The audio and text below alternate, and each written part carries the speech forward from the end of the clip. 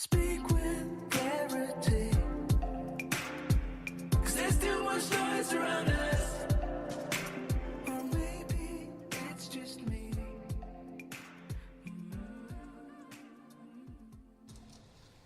Hello, everybody, and welcome back to the SP Podcast. My name is Parker Willis. And I'm Daniel. And I'm Eva Morgan.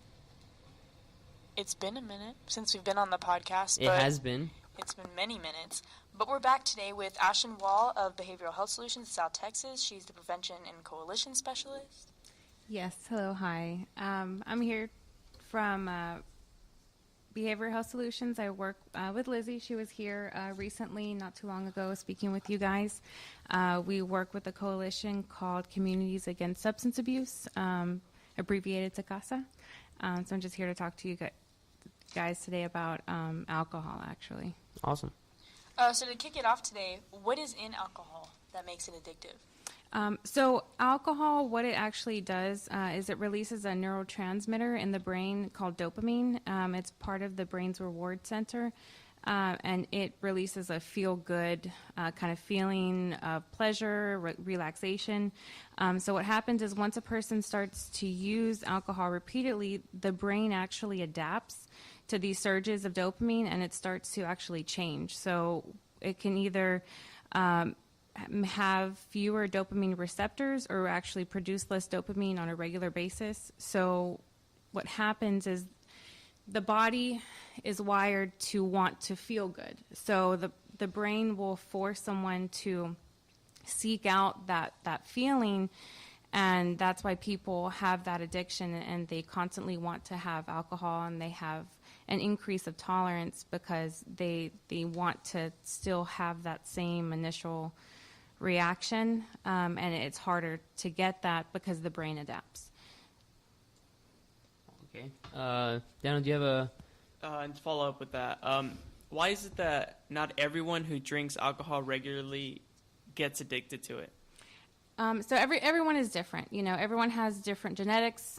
They come from different backgrounds. So there's a lot of different factors that go into play as to why one person may be more susceptible to getting addicted than someone else.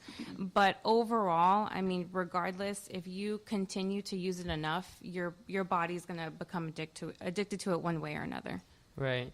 And when it comes to binge drinking, we all know what like binge watching kind of like shows. Is that like the same concept of like watching over? Yeah, it is a very similar concept. And I know binge watching and binge gaming is kind of in right now. It and sure is. Game of Thrones. Yeah, I'm watching that too. It's awesome. Yes. But yeah, so binge drinking, is basically drinking large quantities of alcohol in a single session, and it's usually defined as 5 or more for a man and 4 or more for a woman. So, I mean, to some people, 4 or 5 drinks doesn't really seem like a lot, but I mean, that's actually classified as binge drinking. And I mean, the reason for that is because drinking that amount at a time, it makes it more likely for someone to develop an addiction and, to have that brain adaptation that, I mentioned earlier. And actually 90% of the alcohol consumed by youth under the age of 21 in the United States is actually in the form of binge drinking. So when you drink a lot, you said that like the receptors get like used to it. Right, basically. So if you like drink a lot and then you stop drinking, are you saying that like your body becomes less relaxed and it gets less pleasure unless you're drinking? Is that why you always like kind of grumpy in a way, or? Yes, yeah. So because I mean, the dopamine is released in other ways as well. Exercising, pleasurable experiences with friends and family, things of that nature. But whenever the brain adapts and it becomes used to that alcohol, those other things no longer have the same impact because the brain changes. So that's why whenever an alcoholic stops drinking, they go through withdrawal symptoms because the body is not used to functioning normally anymore. So it has to readapt back to that normal state of functioning. But during that period, you're having withdrawal symptoms, you're grumpy, if in severe cases, you can have seizures and other kinds of physical effects because your body has to retrain itself. And that's why it's really hard for alcoholics to stop drinking. but it can be done, but it does take some time for the brain to readapt.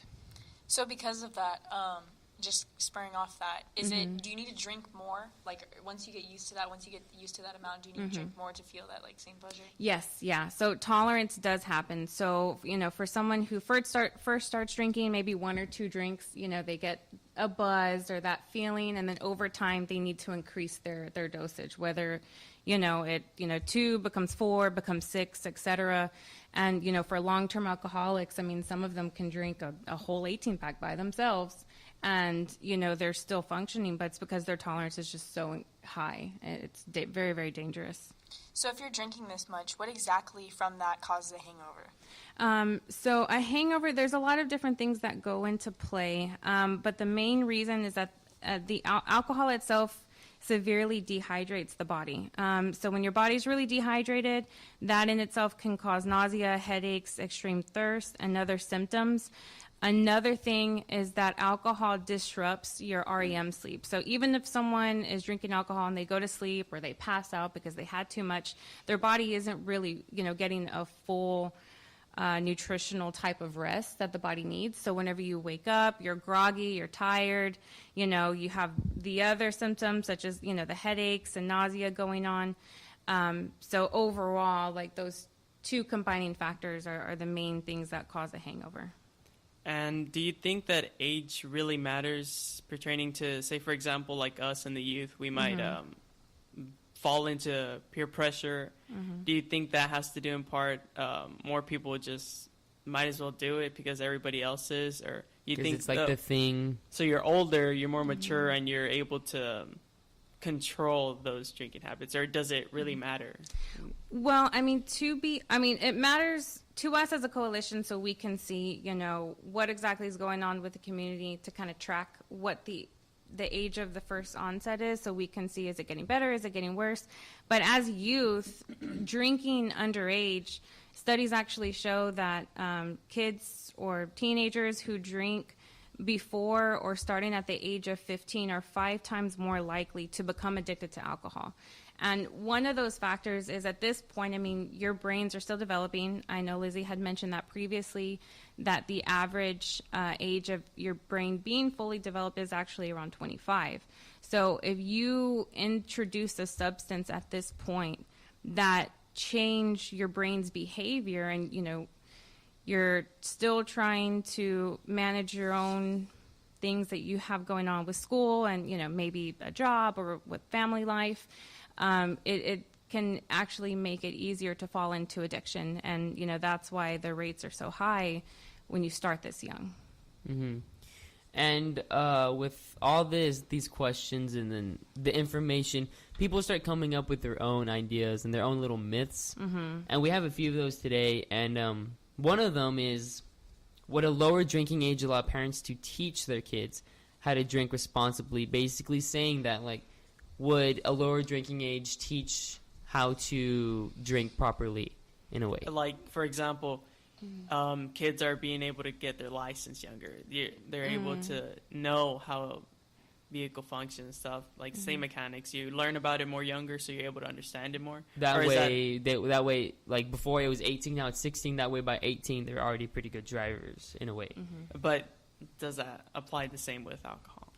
Well, I definitely don't feel that that's the case. I mean, aside from, how I mentioned how alcohol, can affect, brain function and physical development, studies do actually show that children who grow up in homes where parents do allow them to drink, legally or not, they do tend to, when they get to college or they become of age, they tend to drink more excessively and have more negative experiences surrounding alcohol, whether they've gotten hurt or they were in a bad situation, and parents, don't have to drink with their kids in order to teach them to be responsible. I mean, they can either lead by example by being responsible themselves, or, maybe not drinking at all. Unfortunately, studies do also tend to show that, children who grow up in homes with parents who do drink do tend to have a higher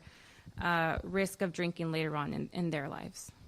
So you think that parents that allow like their kids to drink with them when they're underage, like that's not a positive aspect? Like, Yeah, that's definitely setting them up not. for failure. Exactly. Yes. Yeah. And I mean, maybe not necessarily for failure, but you are, making it harder for them when they get older, because I mean, they've already been exposed to it. And when you're exposed to something at such a young age, there tends to be children tend to repeat that later on in their own lives, whether it's with substance abuse or even domestic violence in some cases. So that's why a lot of times we tend to see generations of the same family having the same problem. And you have, these behaviors passed on from, parent to child and to grandchild, et cetera, et cetera. And it's just a constantly repeating issue. So if we can stop it now, that's going to help, later generations as they grow older. Mm-hmm. So you think if kids can vote and join the military at 18, why aren't they allowed to drink at that age? Well, to be entirely honest, I feel that the biggest factor is the issue with the brain development, because, as I had mentioned before, it isn't fully developed until approximately mid-20s. I mean, they say the average is around 25, could be a little bit sooner, could be a little bit later, but that's the average. And the part of the brain that isn't fully developed until that point is primarily the prefrontal cortex. And so what that is it helps us with our decision-making skills, so we can really judge the consequences of our actions, look at long-term effects. And when you're younger, that isn't fully there, so that could end up leading teenagers, or younger people to make rash decisions, not really thinking through things. So the idea is that, if you're being allowed to drink at, 16 or 18, that could end up increasing, drinking and driving accidents, injuries, maybe getting into fights or being placed in situations where you're vulnerable, and that can lead to other problems. So overall, I believe that, 18 is just too young. I mean, to be honest, I feel like it should be above 21, but that's the law. Right. So off that, like if you're drinking at such a young age, what are other like effects that it can have on your body? Aside from the brain development, it can affect your physical health as far as the substance of alcohol can affect either like your weight, your respiratory system. People who drink, they're at higher risk of cancer, heart disease, and things of that nature. Of course, if you're drinking excessively, you're probably not too concerned about your health and eating nutritional food or getting the right amount of exercise. Of course, you're also more likely to put yourself in dangerous situations, which can lead to whether it's like physical altercations with other people or just unhealthy living environments, I guess we could say. Like a lifestyle. It's a lifestyle. Yeah, exactly. Yes, yeah. But people that don't make it a lifestyle, do you think it's okay for them to have like one every once in a while? To be honest, I mean, if you're drinking every once in a while, it's like playing Russian roulette. No one goes in thinking, oh, I'm going to get addicted to alcohol today. That just doesn't happen. But, for one, I mean, you could try it one time, and that one time, I mean, you just drink too much, and that could be it for you. You could, have gotten into an accident, or, you could have put yourself in a bad situation where you got harmed, or whatever the case may be, and that in itself can have lifetime effects, whether you just did it once or not. And if you do it to where you go in with the mindset thinking, oh, it's only going to be every once in a while, only on the weekends when I go to parties with my friends, addiction and tolerance can still develop from that. And that once in a while can end up being An addiction. An addiction, yeah, where it's, every day. Yeah. And that's usually where it starts. And that can lead to an accident just one time. Lead to an accident, lead to like a fight, lead to friendship breakups, lead to anything. Yeah. And I mean, especially nowadays, I mean, when I was growing up, social media wasn't as big as it is now. And I mean, you being under the influence and making wrong decisions, I mean, that in itself can spread like wildfire. Yeah, and then someone can be videoing you, Yeah, you take one and video you can get that can, like, posted. ruin your life. Yeah, and then you're Yeah. automatically what's it called? Your your view is completely destroyed. Right. Your reputation. Your reputation. Yeah, your reputation. Right. And then, I mean, if you're looking at for like college applications or you're trying to get a job, I mean, if it's on the internet, I mean, if they choose to look deep enough, I mean, they can find it. And, you know, that can affect your future. And then, of course, your present, because you're going to have people at school talking about it or whatever the case may be. Right. And that's not going to be good for your self-esteem or anything like that. So what does your program do to prevent this? So with the coalition, what we do is we try to work with prevention in the community. So we do a variety of different things. We have a lot of prevention efforts with education. We try to educate the youth by doing presentations. We have town hall meetings. We have our own coalition meetings every single month to try to keep our members educated and informed of what's going on, what the trends are, and you know, we do media as well. Right. So you said you have meetings every month. Yeah. Do you have any other events that are maybe community events, public events that happen with your? Or that are coming up? Right. Yeah, so we do have a variety of different events going on. Next month, for example, we are going to be having a town hall meeting. In the summer, we do have Kids Fest, which usually we get a lot more of the younger crowd, like elementary and middle school. But, I mean, high school is welcome to join as well. You know, more than happy to have you guys. You can actually volunteer, and that could, you know, maybe help your resume or something later on in the future. But we do try to have a variety of different events to keep the community engaged and informed at the same time. Cool. Well, So I think that's about we have all for today. yes. Thank you so much for coming and We talking really to us about appreciate this. it. But we really wanted to put this message out there and let our viewers, our listeners get Especially because it's what, Healthy informed. Texas Week? Right. It is Healthy Texas Week, and we wanted our listeners to get informed about this thing, and we're going to post this on our Facebook, and it's going to be on Spreaker. If you guys can tune in, that'll be great. But until next time, we will see you guys later.